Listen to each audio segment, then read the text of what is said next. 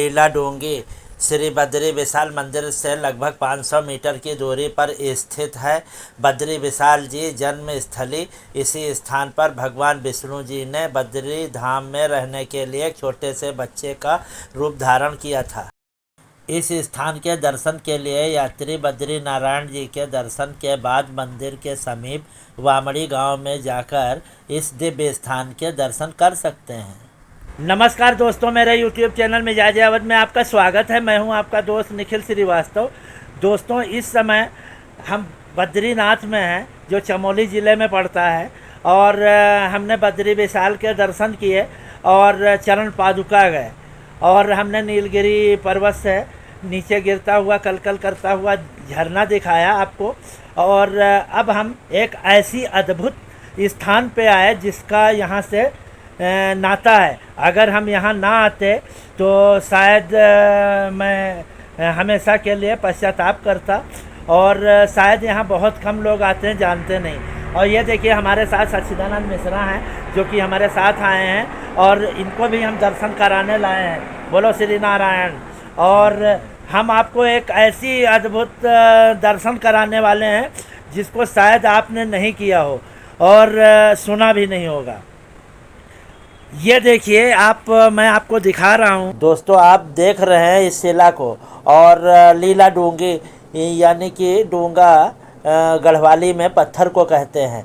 और इसी शिला पर श्री नारायण हरि विष्णु ने बच्चे के रूप में प्रकट हुए थे। दोस्तों, यह वामड़ी गांव है और यहाँ पर हम आए हैं, और इसी शिला पर श्री नारायण हरि विष्णु ने बच्चे के रूप में यहीं पे प्रकट हुए, और वह ज़ोर ज़ोर से रोने लगे। तब माता पार्वती उनसे रहा नहीं गया, और यहाँ पर इस स्थान पर आकर श्री नारायण को बच्चे के रूप में गोद में ले लिया और अपने आश्रम चली गई। तब महादेव ने देखा कि पार्वती की गोद में बालक है, तो उन्होंने उनको सचेत किया और कहा, इस बालक को जहाँ से लाई हो वहीं छोड़ के आओ।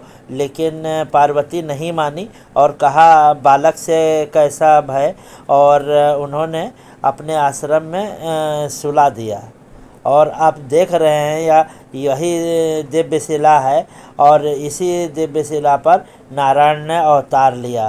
पौराणिक कथाओं के अनुसार संपूर्ण केदारखंड भगवान शिव के आधिपत्य था, और जब एक बार भगवान श्री नारायण हरि विष्णु इस स्थान पर आए तो यह स्थान उनके मन को भा गया। यह स्थान श्री नारायण हरि विष्णु को इतना भाया कि वह यहीं रह जाएं। लेकिन बद्री क्षेत्र में कोई स्थान खाली नहीं था। तब उन्होंने एक योजना बनाई, और वह वामड़ी गांव में एक पत्थर की शिला पर जाकर लीला डूंगी बाल रूप धारण किया, और भगवान शिव और माता पार्वती के द्वार पर ज़ोर ज़ोर से रोने लगे। उस समय माता पार्वती उस नन्हे से बालक को रोता देखकर अपनी ममता की छांव में ले लिया, और स्नान आदि करने के लिए तैयारी कर ही रहे थे। और तप्त कुंड में स्नान आदि के लिए भगवान शिव और माता पार्वती चले गए। और जब वह वापस लौटे तब देखा कि आश्रम अंदर से बंद है, और ज़ोर ज़ोर से आवाज़ लगाने के बाद भी नहीं खुला। तब भगवान श्री नारायण हरि विष्णु काफ़ी देर बाद अपने वास्तविक रूप में हरि नारायण सामने आए। भगवान शिव और श्री नारायण हरि विष्णु ने एक दूसरे को प्रणाम किया, और श्री नारायण ने माता पार्वती को माँ कहकर संबोधित किया। तब भगवान शिव ने यहाँ आने का कारण पूछा। तब भगवान श्री नारायण ने बताया कि मुझे तपस्या के लिए एक ऐसा स्थान चाहिए था जो कहीं नहीं, और यह स्थान मुझे बहुत अच्छा लगा, इसलिए मैं यहाँ आया हूँ। तब भगवान शिव ने कहा कि अब यहाँ पर हमारा कोई काम नहीं, और वह केदारनाथ चले गए, और इस स्थान को भगवान श्री नारायण हरि विष्णु को दे गए, और इसका नाम बद्रिकाश्रम पड़ा। दोस्तों, अगर अभी तक आपने मेरे YouTube चैनल को सब्सक्राइब नहीं किया है तो कृपया चैनल को सब्सक्राइब कर दीजिए। बेल आइकन का बटन ज़रूर दबाइए ताकि आने वाली वीडियो आप तक सबसे पहले पहुंच सके। और दोस्तों, वीडियो आपको कैसी लगी है आप हमें लिखकर ज़रूर बताएं। वीडियो को लाइक करें, कमेंट करें, और अपने दोस्तों को शेयर ज़रूर करें।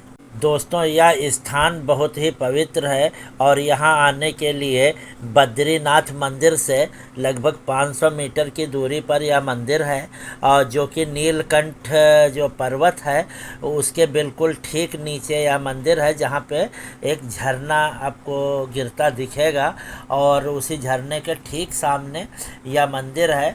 और अलकनंदा नदी के बिल्कुल किनारे या वामड़ी गांव है, और वामड़ी गांव में ही यह मंदिर है, और जहां पर आप आसानी से आ सकते हैं और इतने पवित्र और दिव्य दर्शन भी आप कर सकते हैं। और यह बहुत ही पवित्र गांव माना गया है। इस स्थान पे श्री नारायण प्रकट हुए हैं। तो यहाँ पर बद्रीनाथ के दर्शन करने के पश्चात यहाँ पे ज़रूर आना चाहिए। आप देख रहे हैं दोस्तों, यह वही शिला है और मंदिर के चारों कोनों में भगवान श्री नारायण हरि विष्णु के अवतार जो हुए हैं उनकी मूर्तियां लगाई गई हैं। एक कोने में वराह, एक कोने में गणेश भगवान की मूर्ति स्थापित है और दूसरे में श्री नारायण हरि विष्णु हैं। तो इस तरीके से कई अवतारों की और भगवान श्री नारायण के दर्शन आप कर सकते हैं। तो आपको जब भी बद्रीनाथ जाएं तो इस स्थान पे ज़रूर जाइए, क्योंकि इस स्थान को बहुत कम लोग जानते हैं। तो इसलिए हमने आपके लिए ही वीडियो बनाया है, ताकि आपको पहले से पता होगा तो आप आसानी से जाकर दर्शन कर सकते हैं हम। और इस शिला को प्रणाम करिए। यह शिला ही अपने आप में बहुत प्राचीन और दिव्य शिला है, जिस पे नारायण हरि विष्णु बच्चे के रूप में अवतरित हुए हैं। और इस शिला के पास बैठना, इसको छूना अपने आप में समझ लीजिए बैकुंठ जाने के बराबर है, कि श्री नारायण हरि विष्णु इससे बहुत प्रभावित होते हैं। और आप जाएंगे यहाँ पे मन को बहुत शांति मिलेगी। ये हमारा खुद का अनुभव है। जब मैं यहाँ पर गया तो मुझे बहुत शांति मिली। यहाँ पे बैठने का मेरा ज़्यादा से ज़्यादा मन था, लेकिन समय के अभाव के कारण मुझे माणा गांव जाना था। तो यहाँ दर्शन करने के पश्चात मैं माणा गांव गया और आप लोगों को मैं वीडियो दिखा रहा हूँ। आप यहाँ आइए और इस जगह के आप दर्शन ज़रूर करिए। मैं आपसे अनुरोध करता हूँ। श्री नारायण हरि विष्णु भगवान की जय, लक्ष्मी मैया की जय, पार्वती माता की जय, भोले शंकर भगवान की जय। और एक चीज़ और मैं बताना चाहूँगा, जो लोग केदारनाथ नहीं जा सकते हैं तो यहीं बद्रिकाश्रम यानी बद्रीनाथ मंदिर के और तप्त कुंड के समीप गरुण शिला है। गरुण शिला के जस्ट बगल में आदि केदारेश्वर महादेव विराजमान है, जहाँ पे यह लीला हुई।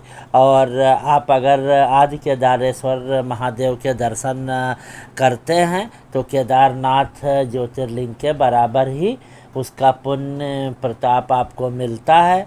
और आप एक बार वहाँ पे जा कर के जलाभिषेक करिए और साक्षात भोले बाबा से दर्शन करिए, जहाँ पे वह अपने पूरे परिवार के साथ विराजमान है।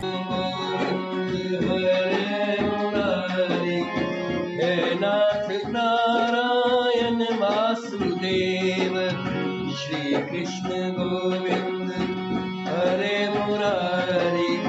हे नाथ नारायण वासुदेव, जहाँ गए वहाँ गए पुकारे, जहाँ गए वहाँ गए पुकारे। हे नाथ नारायण वासुदेव श्री कृष्ण गोविंद हरे मुरारी। हे नाथ नारायण वासुदेव श्री कृष्ण गोविंद हरे मुरारी। हे नाथ नारायण वासुदेव, जहाँ गए वहाँ गए पुकारे, जहाँ गए वहाँ गए पुकारे। हे